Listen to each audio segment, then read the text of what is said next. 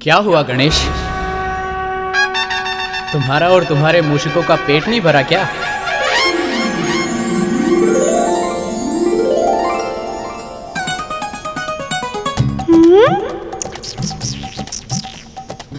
पेट तो भर गया भ्राता, किंतु मन नहीं भरा। मुझे नेक दिए बिना आप रथ पर नहीं चढ़ सकती मामी श्री।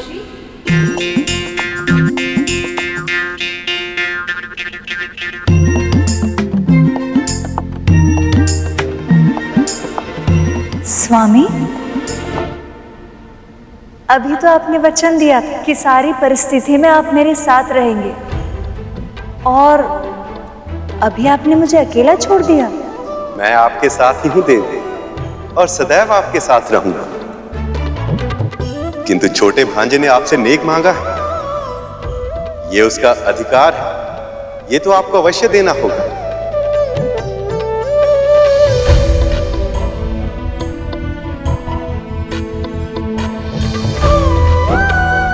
गणेश, आप बुद्धि के देवता हैं और मैं धन वैभव की देवी, और जब बुद्धि ही ना हो तो धन कैसे प्राप्त कर सकते हैं।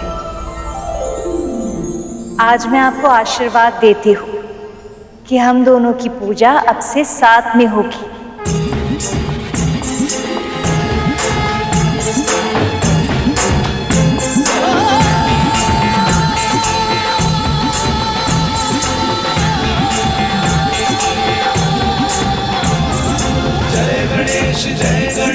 जो हम दोनों का स्मरण साथ में करेगा वो ज्ञान और सफलता दोनों पाएगा, सदैव सुखी रहेगा।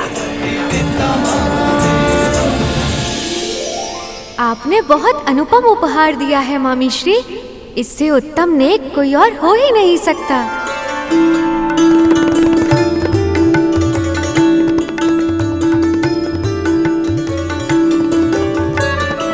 आइए देवी।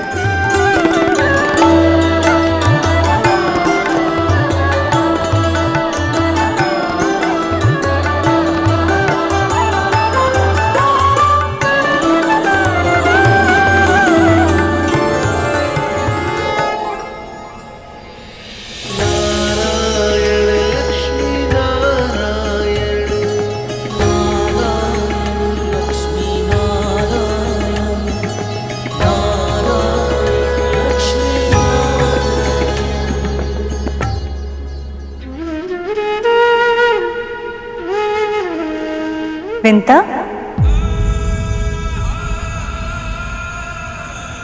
तुम वहां क्यों खड़ी हो? तुम्हें हमारे साथ वैकुंठ चलना है। मैं वैकुंठ? प्रभु विष्णु के धाम?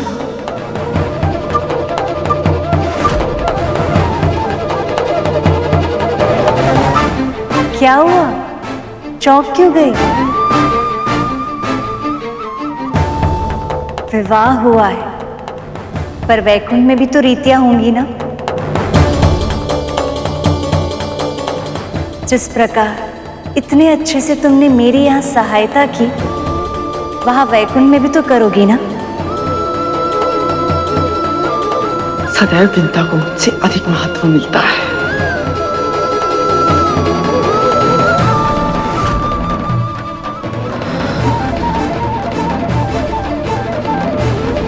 पर माँ, मैं कैसे?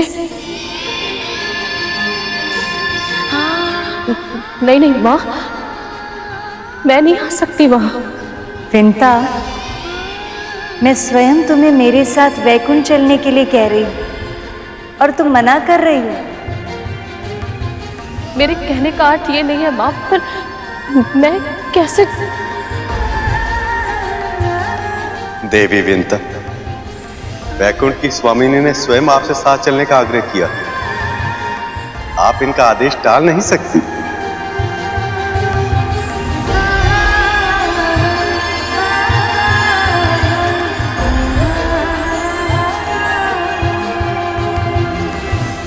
प्रभु, स्वागत की तैयारियां करने के लिए हमें आपसे पहले पहुंचना होगा।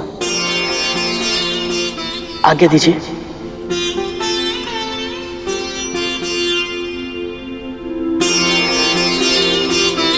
चलिए माँ।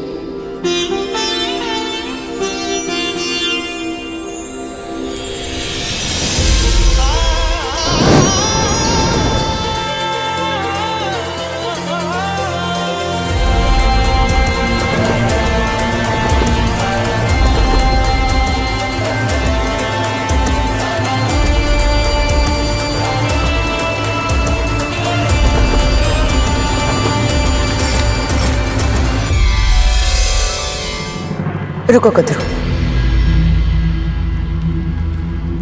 वैकुंठ जाने का विशेष निमंत्रण सिर्फ विंता को मिला है, तुम्हें नहीं, और मुझे नहीं लगता कि तुम्हें जाना चाहिए। तुम स्वयं भी तो बिना निमंत्रण के यहाँ आई थी ना। और स्वयं तुमने भी देखा ना कि इन सब ने मेरे साथ कैसा व्यवहार किया। इन सब ने मेरी उपेक्षा की है, पर मैंने कैसे भी करके अपने क्रोध पर नियंत्रण कर लिया। क्या तुम कर पाओगी कद्रू? व्याकुंठ में जाकर अगर तुमने विंता के लिए कुछ भी बुरा कहा या सोचा तो ना जाने परिणाम क्या होगा।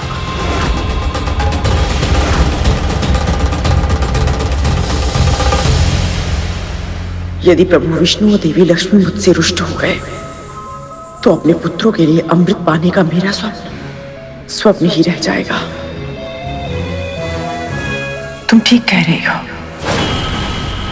मुझे वैकुंठ नहीं जाना चाहिए।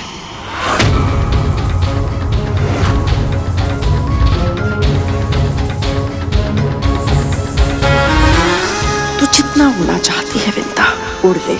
एक बार, बस एक बार मेरे पुत्रों को अमृत मिल गया तो फिर उन्हें तेरे करुण से कोई संकट नहीं होगा।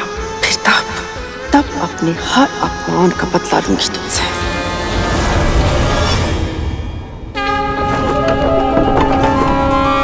अद्भुत, अविश्वसनीय, कितना सुंदर है ये लोग।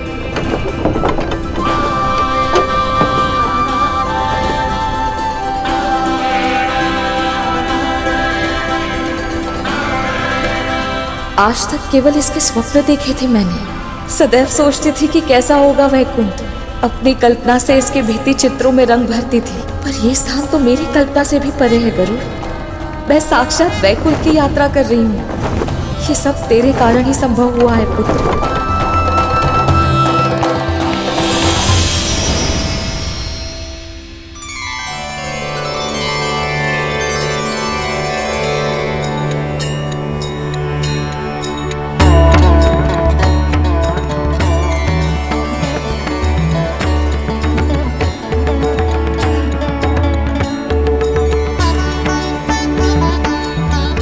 मुझे तो विश्वास ही नहीं हो रहा गरुड़, मैं वैकुंठ के द्वार के सामने हूँ। इतना बड़ा सौभाग्य, इतना सारा सुख, क्या कल्पनीय है गरुड़, अकल्पनीय।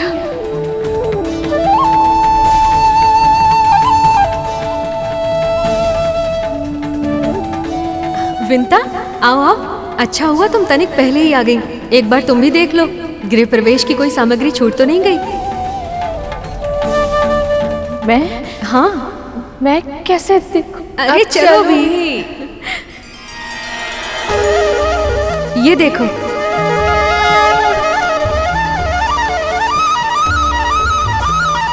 देखो ना विंता, कोई सामग्री छूट तो नहीं गई?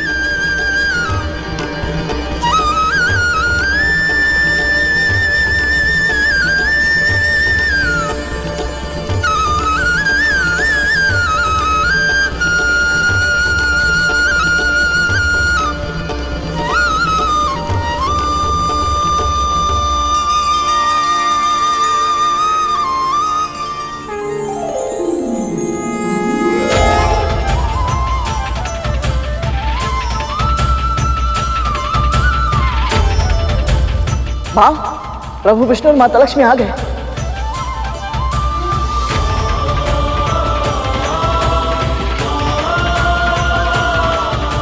मुझे सदा से ज्ञात था कि समुद्र मंथन कराने से हमारा मिलन अवश्य होगा। और आज आपको अपने साथ वैकुंठ लाते हुए मेरे सारे प्रयास सफल होने का अनुभव हो रहा है मुझे।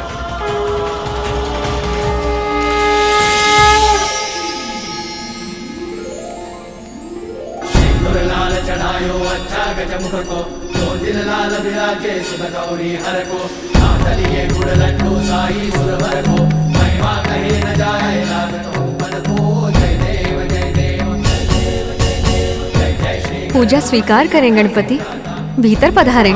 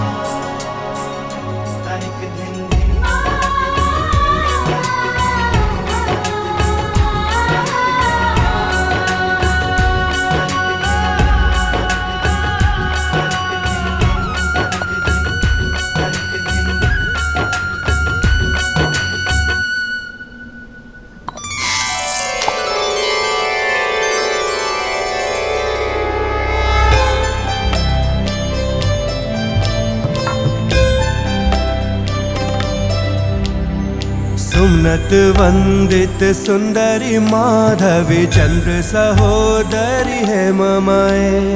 मुनिगण वंदित मोक्ष प्रदायनी मंजुल भाषिणी वेदनुते। पंकज वासिनी देव सुपूजित सद्गुण वर्षिणी शांतियुते। जय जय है मधुसूदन कामिनी आदि लक्ष्मी परिपालय मां।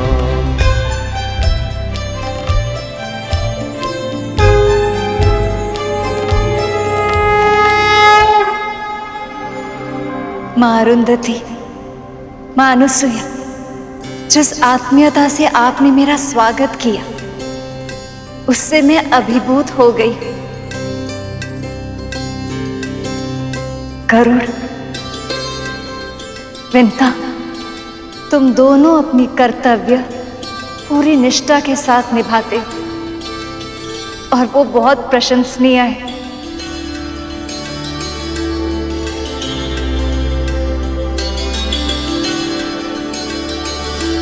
और सबसे अधिक धन्यवाद मैं आपको कहना चाहती हूँ स्वामी। आप ही के कारण इस अद्भुत आनंद का अनुभव करने का अवसर मिला मुझे। केवल आप ही नहीं देवी, संसार की हर स्त्री इसी सम्मान की अधिकारी है। क्योंकि पत्नी का धर्म निभाते समय वो जितने त्याग करती है उसकी कल्पना भी नहीं की जा सकती। मेरे सखा ने बिल्कुल सत्य कहा है देवी। एक कन्या जिस घर में पली बड़ी होती है उस घर को, माता पिता को, भाई बहन सखी संबंधियों को, सभी को छोड़कर वो एक अपरिचित व्यक्ति के साथ अपना पूरा जीवन बिताने के लिए तैयार हो जाती है, केवल एक आश्वासन के सहारे। वो आश्वासन जो उसके पिता ये कहते हुए देते हैं कि ये वर तुम्हारे लिए पूरी तरह से उपयुक्त है। पूरे विश्वास से कन्या अपने पिता के वचन को अपना जीवन मान लेती है। सब कुछ त्याग कर वो एक नया जीवन लेती है। ससुराल में पग रखते ही पति के सभी संबंधी उसके अपने हो जाते हैं। सत्य तो यह है देवी कि एक स्त्री ही है जो अपने सृजन की शक्ति से कुल को आगे बढ़ा सकती है, अपने पति को अपने माता पिता के ऋण से आंशिक रूप से मुक्त कर सकती है। स्त्रियां बिना कुछ मांगे पुरुषों पर अपना सब कुछ न्यौछावर कर देती है। इसीलिए उनका सम्मान जितना किया जाए उतना ही कम है। आपका कथन सत्य है महादेव, और भावुक भी। जिस प्रकार आप सभी ने मेरा गृह प्रवेश किया, उससे न केवल मुझे प्रसन्नता हो, बल्कि मेरे भीतर आत्मविश्वास का संचार भी किया कि वधू होने के नाते मैं अपने उत्तरदायित्व अच्छे से निभा सकती हूँ। मायके से ससुराल जाते समय संसार की हर स्त्री को इसी आत्मविश्वास की आवश्यकता होती है।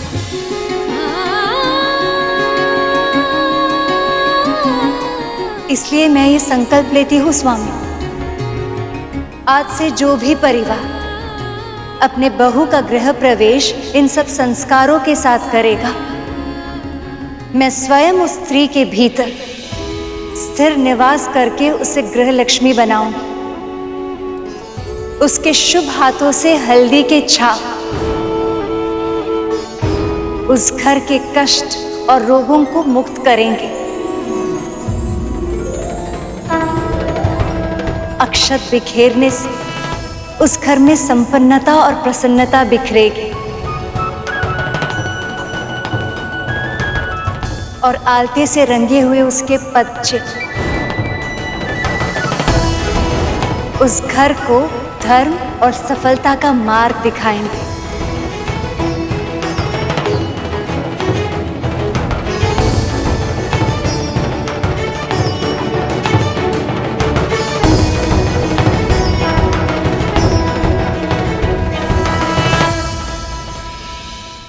यदि तुम सब मानते हो कि हमारे प्रतियोगी केवल देवता हैं, तो तुम सब भ्रम में हो। अमृत पर केवल देवताओं की नहीं, नागों की भी दृष्टि है। और नाग ही क्यों, जो भी प्राणी एक निश्चित आयु लेकर इस संसार में आता है और अपना समय पूरा होने के बाद पंच तत्वों में विलीन हो जाता है, हर वो प्राणी इस अमृत को पाना चाहेगा। इसीलिए हमारा पूरा ध्यान अपने लक्ष्य पर केंद्रित होना चाहिए, ताकि अमृत प्रकट होते ही सबसे पहले हम उसे छीन सकें। पर यह कैसे होगा महाराज, क्योंकि गरुड़ की तीव्र दृष्टि सदैव हम ही पर बनी रहती है। हाँ महाराज, मंदराचल से लेकर वासुकी तक सब सदैव केवल देवताओं का ही पक्ष लेते हैं।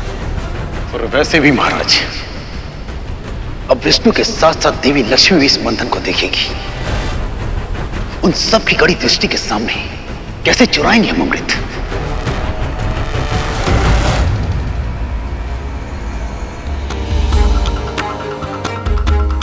नारायण नारायण।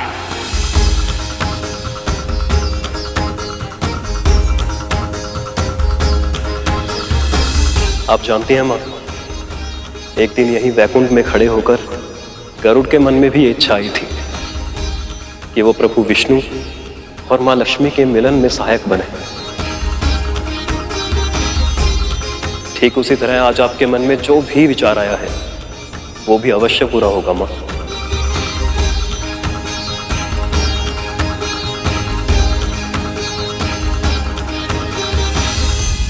वैसे सखी, जब से आपने स्वयंवर में नारायण को चुना है, तब से मेरे भीतर एक प्रश्न उमड़ रहा है। कहाँ तो आप मृगनयनी, मनमोहक लाल गालों वाली रूपमती देवी, और कहाँ ये नारायण जो कभी तो सलोने दिखाई देते हैं और कभी सांवला श्याम रंग धारण कर लेते हैं। आप कमल पुष्प पर विराजती हैं और ये विशाल सर्प पर।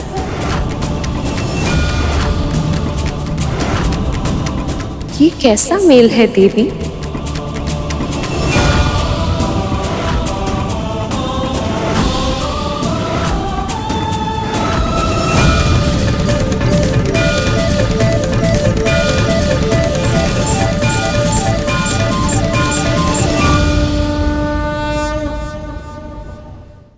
माँ पार्वती, आप प्रभु के बारे में ऐसा कैसे कह रही हैं? और क्यों?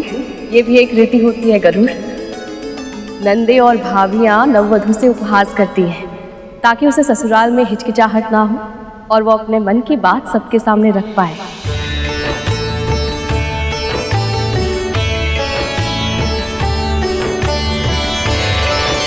श्याम रंग तो कस्तूरी का भी होता है सखी, जिसे हम मस्तक में धारण करते। मेघ भी तब वर्षा करता है जब उनका रंग श्याम हो। और एक बात तो भूल गई सखी, सबसे विशेष कमल का रंग भी श्याम है। और गालों की लाली का क्या कहना, लाल तो कौवे की जीभ भी होती, पर वो हमेशा बोलता है कर्कश स्वर में।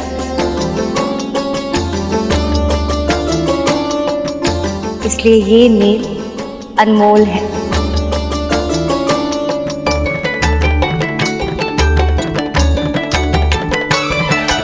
बस ऐसे ही एक दूसरे का पक्ष लेते रहिए, एक दूसरे का साथ देते रहिए। चलिए, ये रीति भी पूरी हो गई। अब प्रथम रसोई की रीति भी कर लेते हैं। अभी लाई।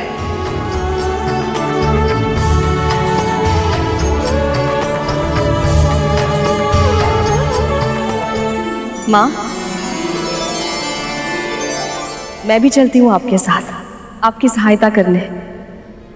विंता, ये कैसे संभव है? ये मेरी पहली रसोई की रीति है, तुम भोजन कैसे पकाओगी? कहीं तुम्हें ऐसा तो नहीं लग रहा कि मुझे भोजन पकाना आता ही नहीं? नहीं नहीं माँ, मेरे कहने का अर्थ ये नहीं था। मैं तो बस आपकी सहायता करना चाहती हूँ। विंता, तुमने अनगिनत बार हम सबको भोग लगाया है। आज पहली बार मुझे ये अवसर मिला कि मैं तुम्हें कुछ खिला सकूं। तुम ही बताओ, मैं ये अवसर ऐसे व्यर्थ कैसे जाने दूं?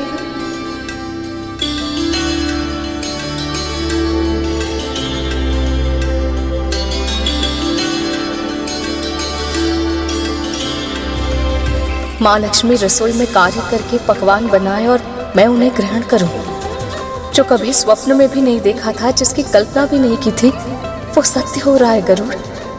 भगवान को भोग लगाकर जब मन को इतनी प्रसन्नता मिलती है, तो उनके हाथों से भोग खाकर तो ये जीवन तृप्त हो जाएगा पुत्र।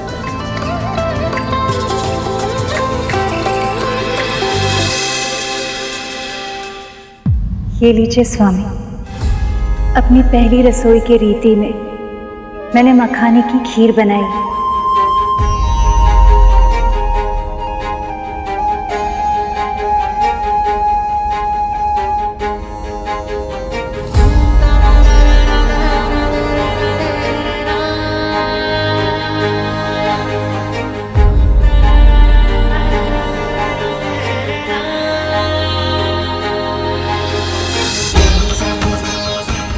आप सब खा क्यों नहीं रहे? जब भक्त भगवान को खिलाए बिना स्वयं नहीं खाता, तो हम अपने भक्तों को खिलाए बिना कैसे खा सकते?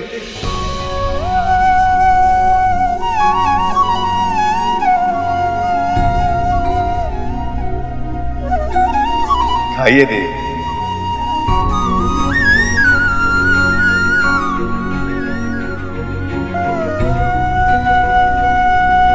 अपने प्रिय के हाथों से बनी खीर खाने के लिए और कितनी प्रतीक्षा करवाएंगे आप मुझसे?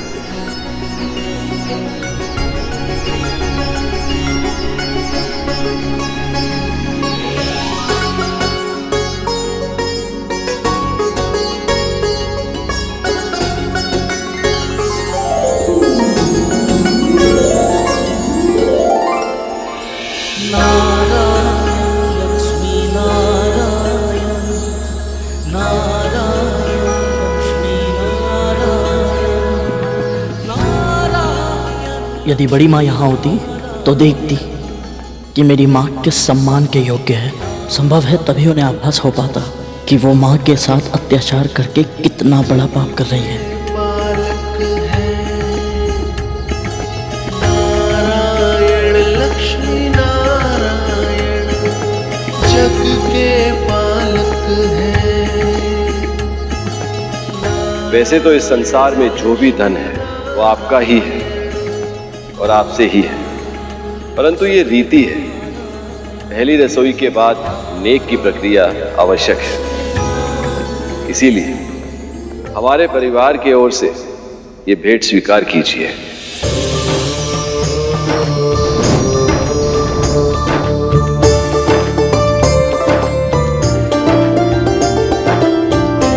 जन कल्याण का साक्षात स्वरूप है आप दोनों। आप सदैव जन कल्याण करते रहिए, यही हमारा आशीर्वाद है और हमारा उपहार भी। प्रभु, देवी लक्ष्मी, ये मेरी और देवताओं की ओर से आपके लिए छोटी सी भेंट।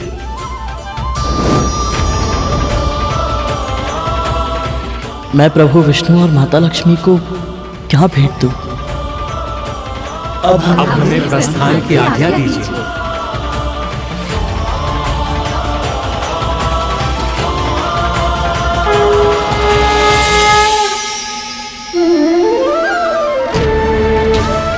हम दोनों तो दास हैं, हम आपको क्या दे सकते हैं भला? तुम दोनों ने हमें पहले ही उपहार दे दिया है, अपनी भक्ति का उपहार। यदि भक्त की भक्ति ना हो तो भगवान भी भगवान नहीं हो सकते। अब आज्ञा दीजिए प्रभु, ताकि महारानी के महल लौटने से पहले मैं वापस पहुंच सकूं। देवी विंता, आपकी कर्तव्य निष्ठा सत्य ही अद्भुत है। प्रस्थान कीजिए।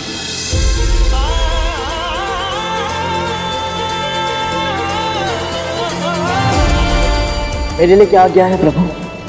तुम्हारा संदेश सही था गरुड़। असुरों ने मंथन का प्रयास इसलिए किया था ताकि वे अमृत को अकेले ही पा सके, किंतु वह विफल हुए, इसलिए अब उनकी इच्छा और भी तीव्र हो गई है और वह अमृत को चुराने के लिए किसी भी सीमा तक जा सकते हैं। अब यह हमारा दायित्व है गरुड़। हमें यह सुनिश्चित करना होगा कि अमृत अयोग्य के हाथों में न जाए। ऐसा ही होगा प्रभु, अमृत उसे ही मिलेगा जिसे आप चाहेंगे।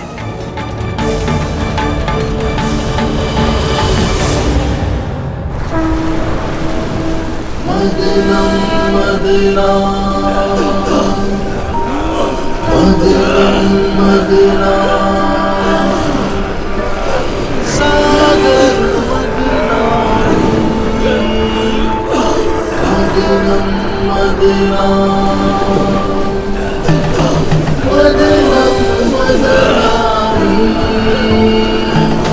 सृष्टि के कल्याण रत्नों के संधान में श्री हरि मिलन की आस। देवताओं, पूरा बल लगा दो। असुरों, रक्त का एक एक कण छोड़ दो, क्योंकि अब निकलेगा अमृत।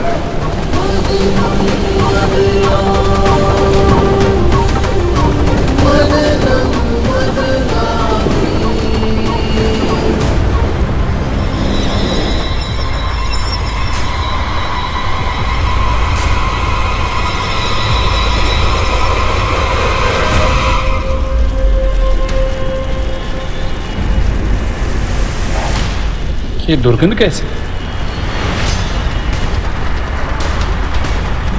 ये कैसी दुर्गंध है देवराज?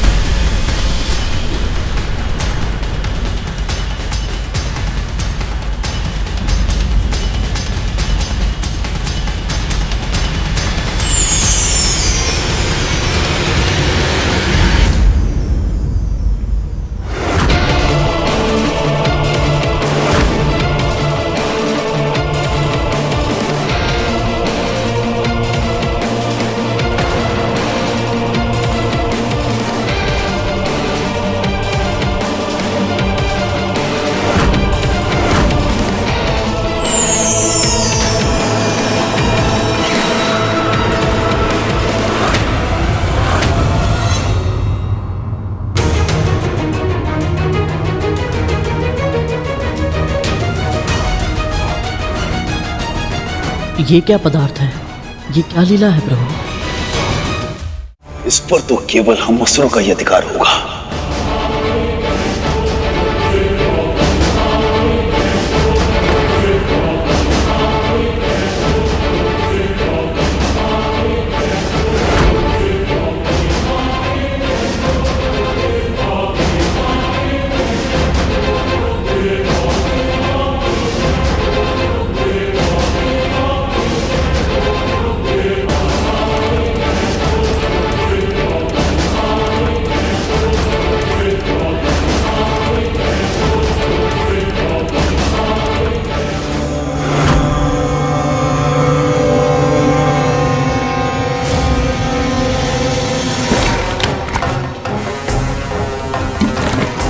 असुरो, ये अमृत नहीं है, वारुणी है।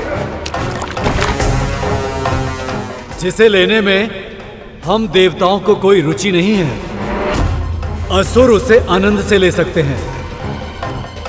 क्यों देवताओं? सत्य कहा देवराज।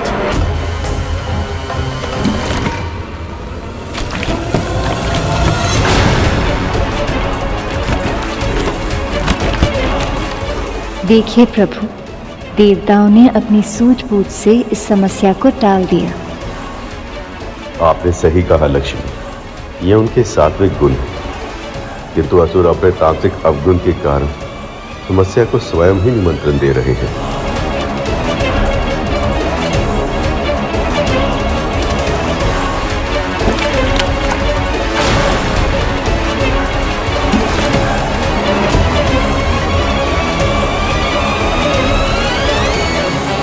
सारा पान तो अकेला कर जाएगा और हम मुंह देखते रहेंगे।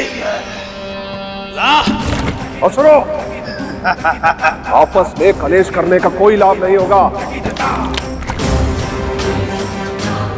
सुना नहीं तुम सबने?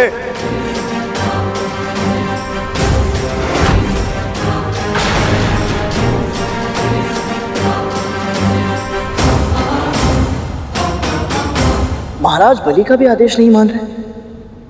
ये वस्तु क्या है प्रभु? ये कौन सी वस्तु है जिसने असुरों को भी उन्मत्त कर दिया है?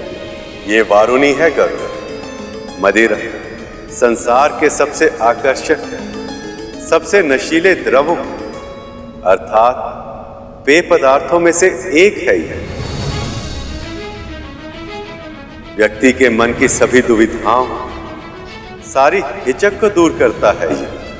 संसार के सभी कष्टों और कठिनाइयों को भुला देता है यह। जो भी इसका पान करता है उसे परम आनंद की अनुभूति कराता है ये द्रव्य।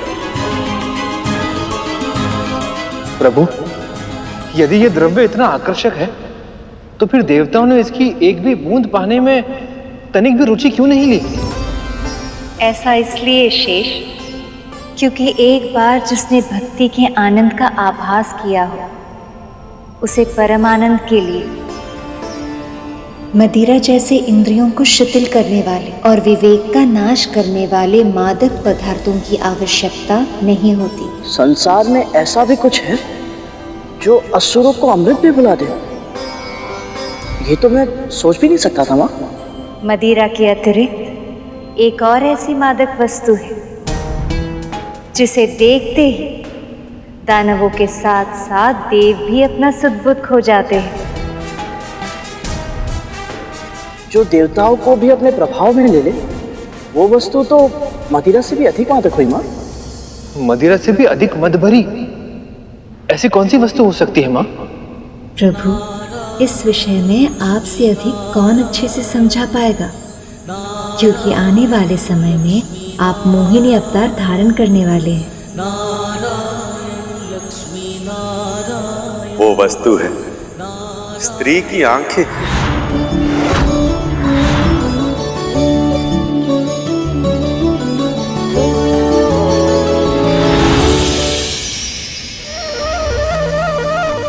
शेष, गरुड़, हर सफल पुरुष के पीछे किसी न किसी स्त्री का योगदान अवश्य होता है। स्त्री की शक्ति की कल्पना भी नहीं की जा सकती। यदि स्त्री चाहे तो पुरुष अपने उद्देश्य पर ऐसे ध्यान केंद्रित कर सकता कि वो कभी भटकता नहीं। और यदि स्त्री चाहे तो पलक झपकते ही पुरुष अपने लक्ष्य को भूलकर उसकी मत भरी आंखों में खो सकता।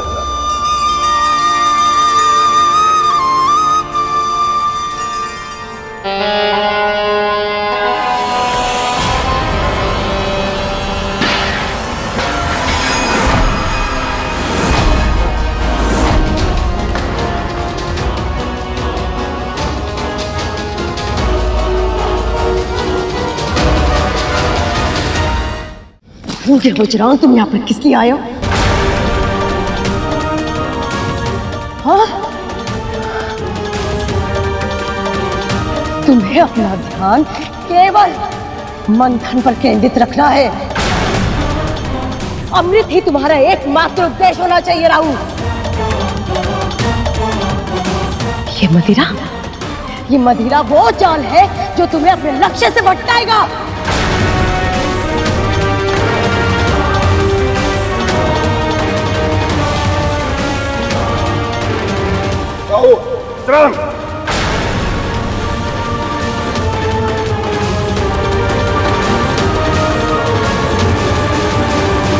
जब अमृत प्रकट होगा तुम दोनों केवल उसे देखोगे, उसे सोचोगे, उसी का ही विचार करोगे। अपनी पांचों इंद्रियां केवल अमृत पर केंद्रित करोगे।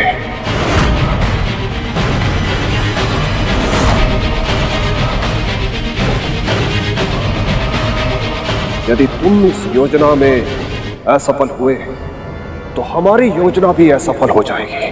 स्मरण रखना।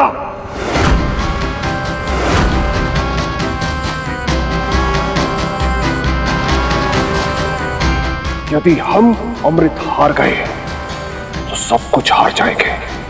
अपनी महत्वाकांक्षा, अपना स्वप्न, अपना साम्राज्य सब कुछ।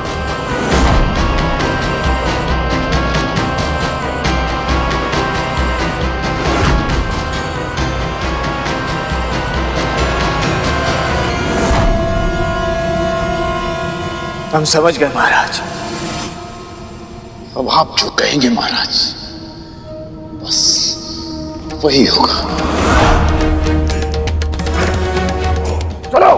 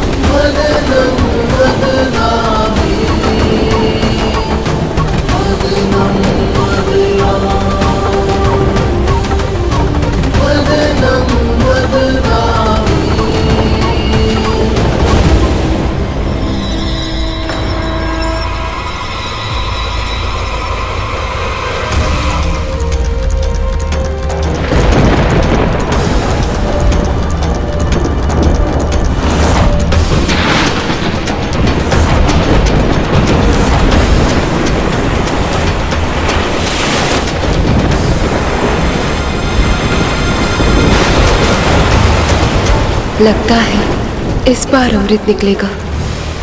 इस अमृत पर मेरे पुत्रों का ही हक है और उसे पाने से मेरे पुत्रों को अब विष्णु भी नहीं रोक पाएगा।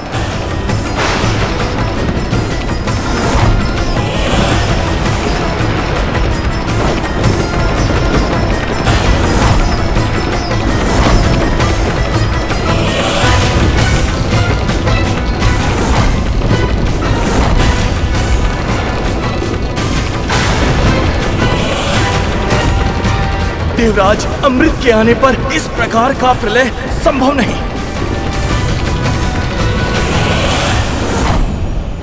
महाराज इसका तेज असहनीय है। क्या हो सकता है?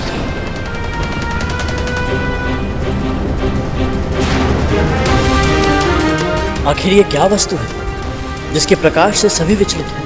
हे प्रभु, मंथन से निकली ये वस्तु पूरे संसार में प्रलय ला रही है। इसे धारण करने वाले पक्ष कौन होगा, देवता या असुर?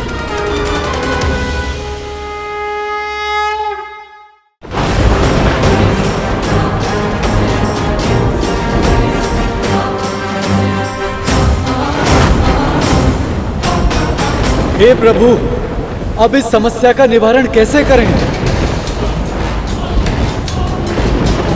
महाराज, इस नए संकट से कैसे बचे? कोई सुझाव?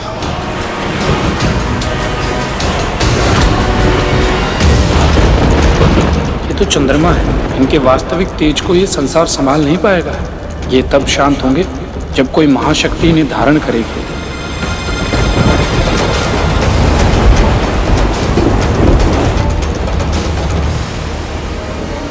जब जब इस संसार पर विकट समस्या का निर्माण हुआ, तब तब एक वही जिन्होंने हमारी रक्षा की।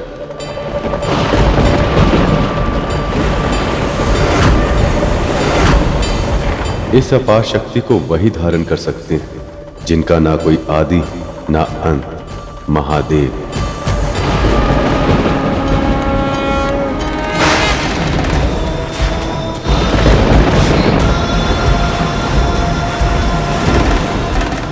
महादेव आइए और हमारी प्रार्थना स्वीकार कर अपनी शोभा बढ़ाइए।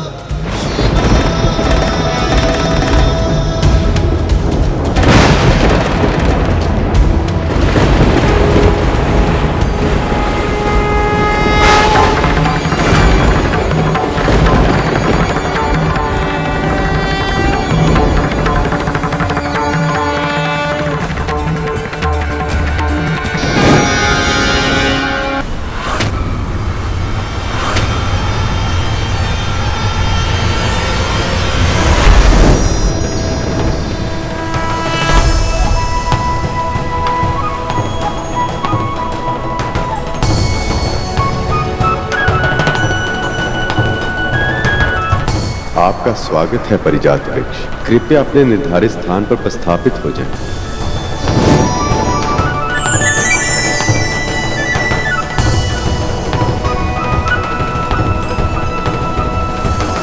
नो शक्ति!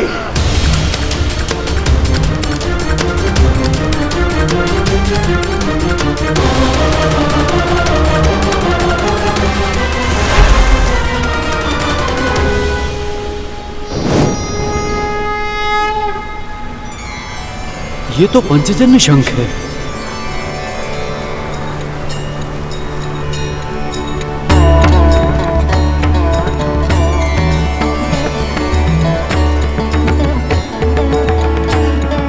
यदि देव और असुर उचित समझे तो मैं ये शंख प्रभु विष्णु को दोनों पक्षों की ओर से भेंट देना चाहता हूं।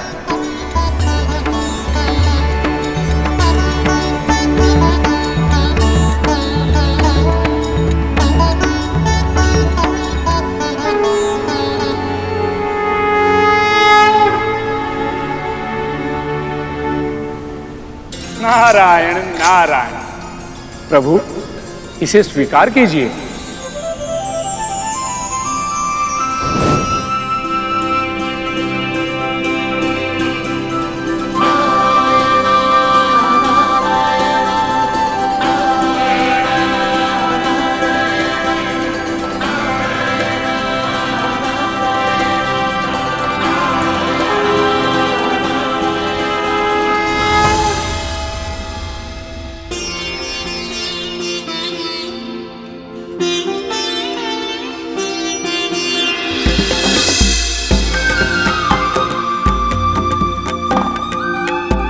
लक्ष्मी माँ की मूर्ति कितनी सुंदर दिख रही है।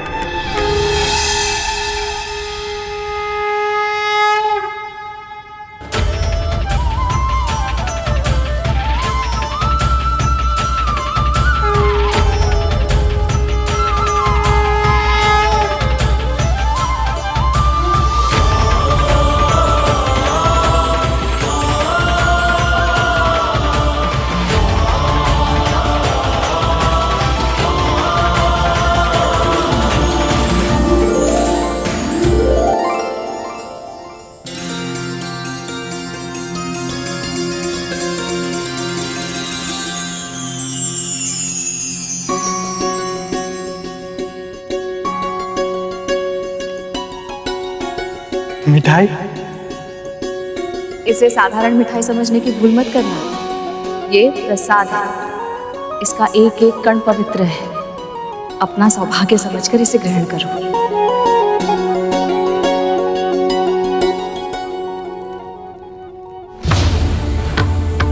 असुरो, बस कुछ क्षण और, अब शीघ्र ही अमृत निकलेगा।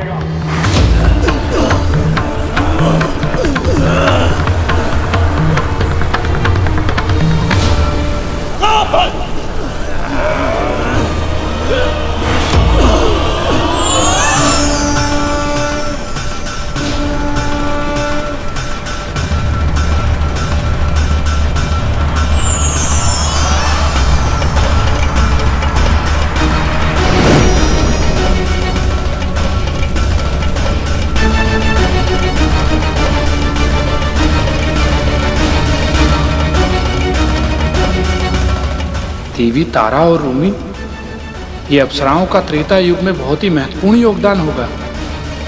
रूपवती कन्याओं, तुम्हारा नाम क्या है? तारा। रोमी। बहुत ही सुंदर। तुम में से एक चलोगी मेरे साथ? और दूसरी मेरे साथ। तुम दोनों ने सोच भी कैसे लिया कि मदिरा की तरह हम देवता इन दोनों पर अधिकार इतनी सरलता से छोड़ देंगे? इन पर तो केवल हमारा ही अधिकार है। ऐसे कैसे तुम्हारे साथ जाएगी? मेरे साथ जाएगी वो। दोनों पक्षों में से कोई भी इन स्त्रियों पर अधिकार नहीं जता सकता।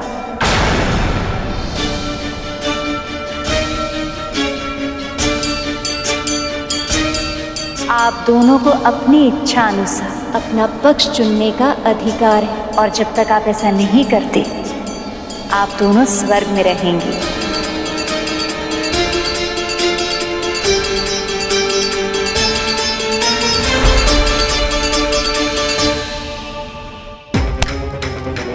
बड़ा आनंद आ रहा है ना दोनों को प्रसाद ग्रहण करने में। आने दो कर, ऐसा दंड दूंगा, ऐसा दंड दूंगा कि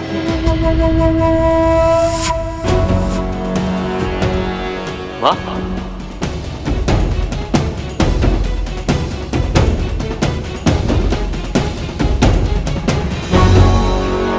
माँ आपका मुख तो एकदम साफ हो गया, सारे धब्बे चले गए। ये चमत्कार कैसे हुआ माँ? विवाह कैसा था? बड़ा आनंद आया होगा ना? माँ बताइए ना, आप चुप क्यों हैं? विवाह तो समाप्त हो गया, किंतु मंथन अभी भी चल रहा है।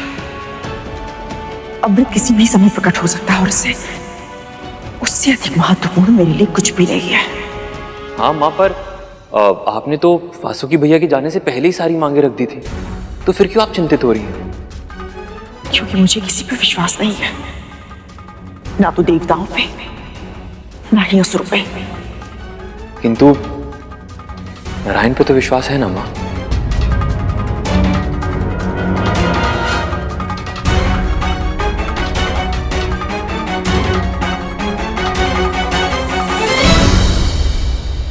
माँ विचलित है और दासी माँ कुछ अधिक ही प्रसन्न। न जाने क्यों मुझे लग रहा है कि इसका कारण भी वो गरुड़ी है। बस एक बार अमृत मिल जाए मुझे, फिर सबसे पहले गरुड़ का अस्तित्व ही मिटा दूंगा मैं।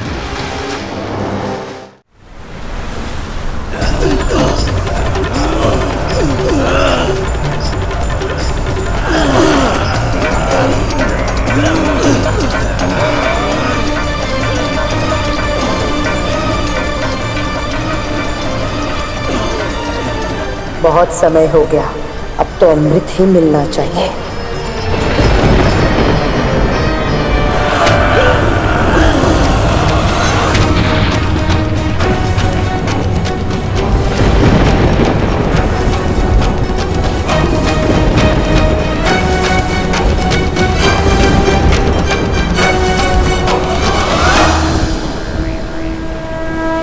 इस मंथन का समापन आपसे ही, कृपया अपने आगमन से हमें कृतार्थ करें।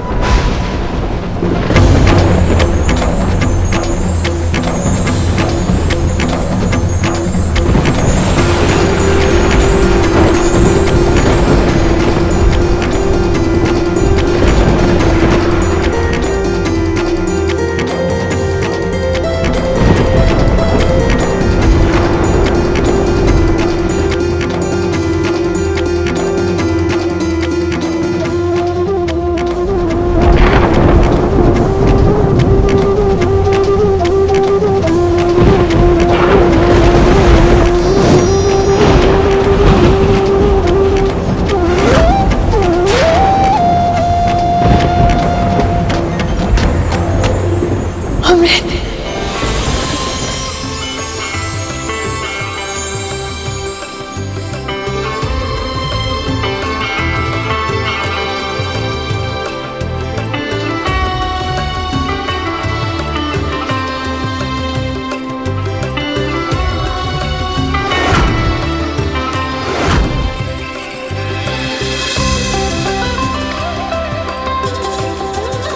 प्रभु, ये क्या ये धन्वंतरी हैं गरुड़, आरोग्य के देवता और औषधियों के ज्ञाता। अनंत काल से लेकर अब तक अमृत की रक्षा यही कर रहे हैं। इसका अर्थ यह है प्रभु कि इस कलश में अमृत है।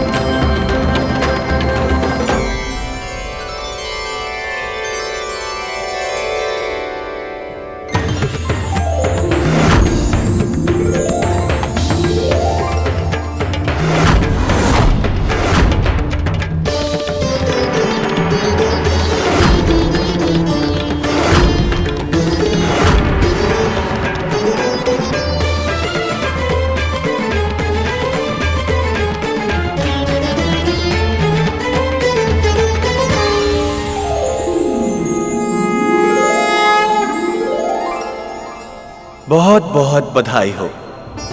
एक दूसरे के घोषित शत्रु होने के बाद भी आप सभी देवताओं और दानवों ने संधि की कठिन से कठिनतम चुनौतियों का सामना किया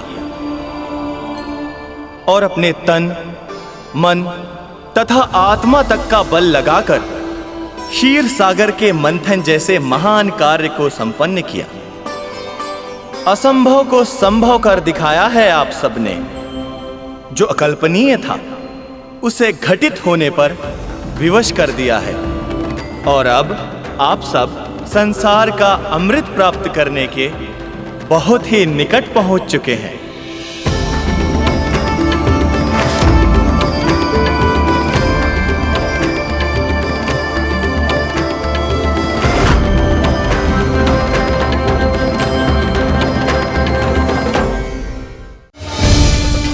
यही है संसार की सबसे दुर्लभ वस्तु, जो प्रकृति के अटल नियम मृत्यु को भी सदा सदा के लिए टाल देती है। रुकिए, मैं जानता हूं आप सब ने इसे पाने के लिए बहुत श्रम किया है, पर यह अमृत केवल उसे ही मिल सकता है जिसके लिए विधाता ने निर्धारित किया है।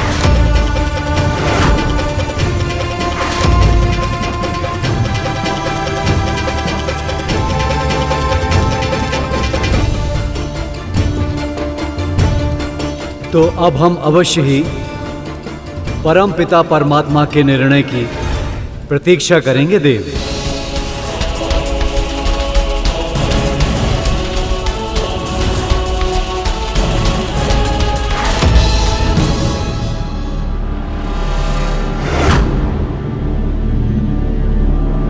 देव धन्वंतरी, आपने इतने वर्षों तक इस अमृत को संभाल कर रखा, इसकी रक्षा की, और आज हम सबके लिए इसे यहां लेकर आए हैं। मैं सभी असुरों की ओर से आपके पांव छूकर आपको धन्यवाद देना चाहता हूं।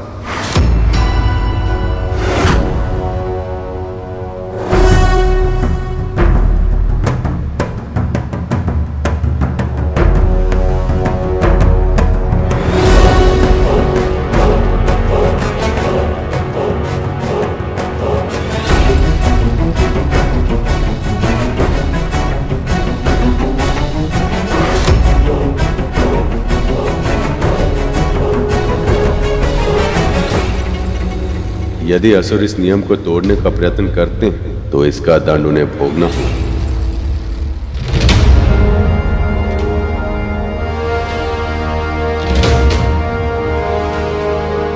असुर के मस्तिष्क में जरूर कुछ विकट चल रहा है।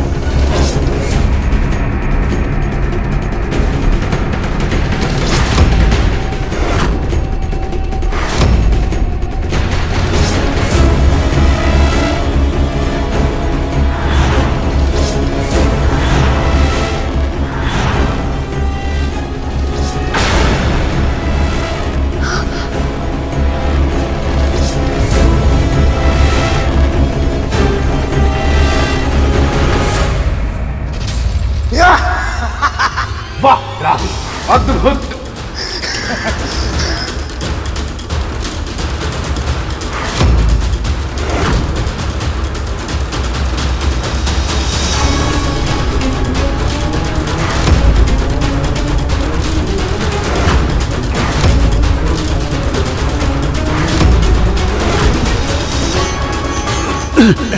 अमृत।